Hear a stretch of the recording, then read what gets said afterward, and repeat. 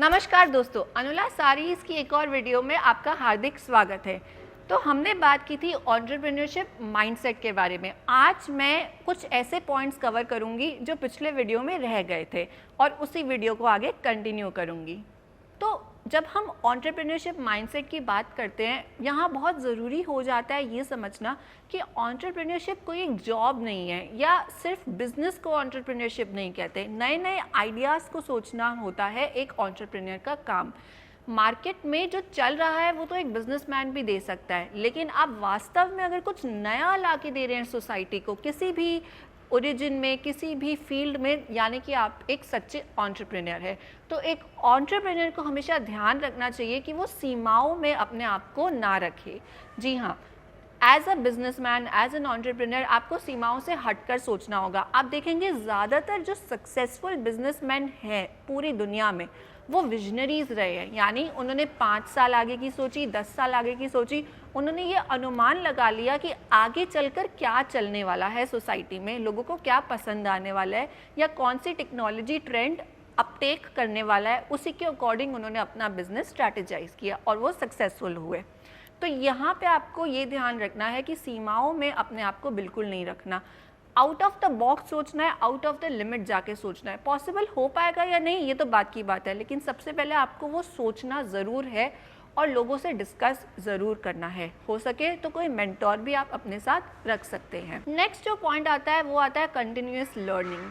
As an entrepreneur बहुत ज़रूरी है कि आप अपने आप को किसी स्कूल की तरह या कॉलेज की तरह कुछ महीनों या कुछ सालों के कोर्स में ना बांधें। ये ना सोचें कि 1 साल 2 साल में बिजनेस सेटअप हो जाएगा, उसके बाद तो चलता रहेगा। नहीं, बिजनेस एवर डिमांडिंग फील्ड है। यहाँ पे आपको हमेशा चेंज होना पड़ेगा। आपको अपने कस्टमर्स की नीड को चेंजिंग रूप में समझना पड़ेगा, मार्केट के ट्रेंड्स को समझना पड़ेगा। और अगर मार्केट में कोई ट्रेंड्स चेंज ही नहीं हो रहे तो आपको पायनियर बनना पड़ेगा उन ट्रेंड्स को चेंज करने के लिए। कहीं पे भी जब स्टैग्नेशन आ जाती है तो वो बिज़नेस कम हो जाता है, वो इंडस्ट्री का बिजनेस कम हो जाता है, क्योंकि कस्टमर बोर हो जाता है सेम चीज़ों को देख के। तो अगर आप एक पायनियर बनना चाहते हैं, एक सच्चे एंटरप्रेन्योर बनना चाहते हैं, तो आपको कंटिन्यूसली सीखना होगा। नई नई टेक्नोलॉजीज़ तो सीखनी ही होगी, नए ट्रेंड्स तो सीखने ही होंगे, साथ ही साथ अपनी फील्ड से रिलेटेड अलग अलग तरीके के काम भी सीखने होंगे, जिससे कि आप अपनी टीम को ज़्यादा अच्छे से सुपरवाइज कर सकें। इसी के साथ मैं आपको ये बता दूँ कि जॉब के मुकाबले एंटरप्रेन्योरशिप में निर्णय लेने की जो क्षमता होती है वो बहुत ज़्यादा महत्वपूर्ण है, यहाँ पे ज़्यादा इम्पोर्टेंस रखती है। अगर आपकी डिसीजन मेकिंग पावर स्ट्रांग नहीं है, अगर आप बहुत ही स्ट्रांगली फर्मली डिसीजन नहीं ले सकते, तो आप एक अच्छे एंटरप्रेन्योर नहीं बन सकते, क्योंकि आपको बिजनेस में दिन में कम से कम 5-10 ऐसे डिसीजंस लेने होंगे जो आपके लिए, आपके एम्प्लॉयज़ के लिए, आपके कस्टमर्स के लिए, सबके लिए बहुत ज़्यादा इम्पॉर्टेंट होंगे।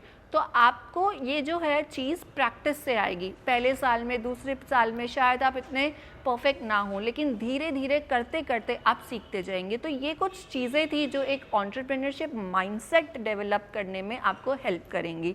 ऐसा नहीं है कि बिजनेसमैन पहले दिन से ही जन्मा होता है, वो प्रैक्टिस के साथ सीखता है। तो प्रैक्टिस से आप भी सीख सकते हैं, एक सफल बिजनेसमैन बन सकते हैं।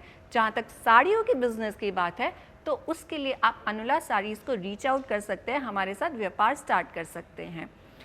आप जो भी सिटी में हैं उससे कोई फ़र्क नहीं पड़ता। हमारा कॉल नंबर, फ़ोन नंबर दिया हुआ है डिस्क्रिप्शन में, हमारा शोरूम का एड्रेस भी दिया हुआ है डिस्क्रिप्शन में। अगर सूरत डायरेक्टली आके मिलना चाहते हैं तो मिल सकते हैं। Thank you.